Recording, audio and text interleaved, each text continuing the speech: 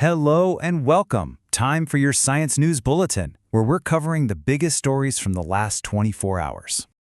All right, first up, let's head out into the cosmos. A brand new era in real-time astronomy has just kicked off, and honestly, it's about to completely change how we watch the night sky. So on the night of February 24th, something pretty major happened. The NSF DOE Vera C Rubin Observatory officially flipped the switch on its alert system. This is the start of its super ambitious 10-year project, the Legacy Survey of Space and Time. And get this, on its very first night, the system didn't just, turn on. It absolutely exploded into action. It sent out 800,000 real-time alerts. Just think about that for a second. That's almost 1 million new cosmic events. We're talking everything from exploding stars to asteroids zipping by, spotted in just one night. And believe it or not, that's just the beginning. The plan is to ramp this thing up to a mind-blowing 7 million alerts every single night. I mean, this isn't just a simple upgrade, it's a completely fundamental shift in how we watch the universe unfold in real time. Speaking of watching the universe, this next story is all about how we're changing the way we search for life out there. Scientists have come up with this new framework. They're calling it an agnostic biosignature. And that word agnostic is key, right? It means we're finally moving beyond just looking for a carbon copy of life as we know it here on Earth. So astrobiologists have created this incredible new tool called LUMOS. What it does is analyze the really fundamental energy levels of molecules. Scientists have a term for it, the HOMO-LUMO gap, to figure out if the chemistry it sees comes from life or, well, if it's just non-living chemistry. The amazing part? It's over 95% accurate. This is a total game changer. It's going to let us search for life in ways that were just impossible before. Okay, let's bring that search a little closer to home. A brand new study from NASA and Penn State has just pointed to a really promising new spot to look for signs of life right on Mars. And here's the big takeaway. Lab experiments are showing that the basic building blocks of life, things like amino acids, could have actually survived on Mars for up to 50 million years. But there's a catch. They had to be preserved in pure ice. And the difference is just dramatic. If those molecules are mixed in with soil, they break down really, really fast. But if they're trapped in pure ice, well, that ice acts like a shield, protecting them from Mars's harsh radiation. So what this does is give future missions a crystal clear target. Go find the ice and drill.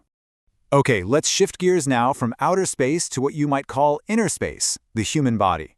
We've got some truly incredible breakthroughs in health and medicine to get into.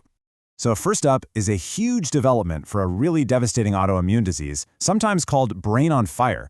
It's where a person's own immune system starts attacking their brain. And now, for the very first time, scientists have pinpointed the exact molecular spot where that attack happens. So what does this actually mean for patients? Well, it could pave the way for brand new precision drugs that can go in and block that specific interaction. Imagine being able to stop the disease without all the terrible side effects that come from shutting down someone's entire immune system. All right, next up is a question I'm sure a lot of parents have wondered about. A new study, this one in the journal Nature, seems to have found a key biological reason why allergic diseases like eczema so often get their start in early childhood. It turns out, researchers at Mount Sinai discovered that the immune cells in a young child's skin are pretty much biologically programmed to overreact to allergens. This creates what they're calling a critical window early in life. And here's the really exciting part. If we can intervene with early treatments, we might be able to prevent not just eczema, but an entire lifetime of allergies. Okay, this next one is just really cool. Scientists at Northwestern have basically invented a pop-up book for lab-grown mini-brains. They start with a flat sheet of electronics, and it literally folds itself up into a soft 3D mesh that then wraps itself gently around these brain models. And the result? It's a massive leap forward. Instead of just poking around and sampling a few points of activity, this soft mesh gives scientists a complete 360-degree picture of the organoid's neural activity. It's like they can listen in on the complex electrical chatter happening across the entire network for the very first time. And finally, in our health segment, there's some fantastic news for people living with HIV. A new single-pill regimen is proven to be highly effective, maintaining a 96% viral suppression rate. This is such a big deal because it takes complex, multi-pill treatments and simplifies everything down to just one pill a day, especially for long-term survivors. Hey, if you're finding this news breakdown useful and want to stay in the loop on all the latest breakthroughs, it would be awesome if you could take a quick second to like and subscribe.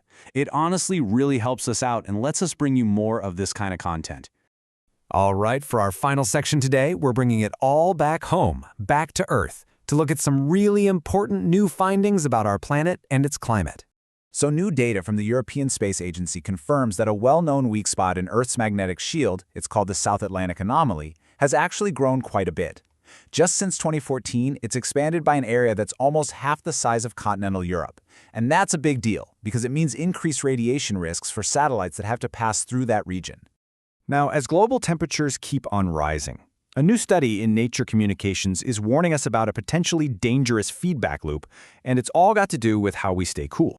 Get ready for this number. In a worst-case scenario, the use of air conditioning is projected to double by 2050. That could lead to an extra 8.5 gigatons of CO2 equivalent emissions every single year. To give you some perspective on that, that is more than the total annual emissions of the entire United States right now.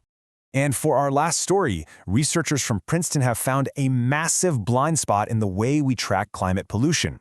It turns out we are completely missing up to 150 million metric tons of greenhouse gas emissions, and they're coming from our wastewater systems every year. We're talking about really potent gases like methane and nitrous oxide that just aren't being counted in the official numbers. And that wraps up today's Science News Bulletin. We will be back with another update in 24 hours. Thanks so much for tuning in.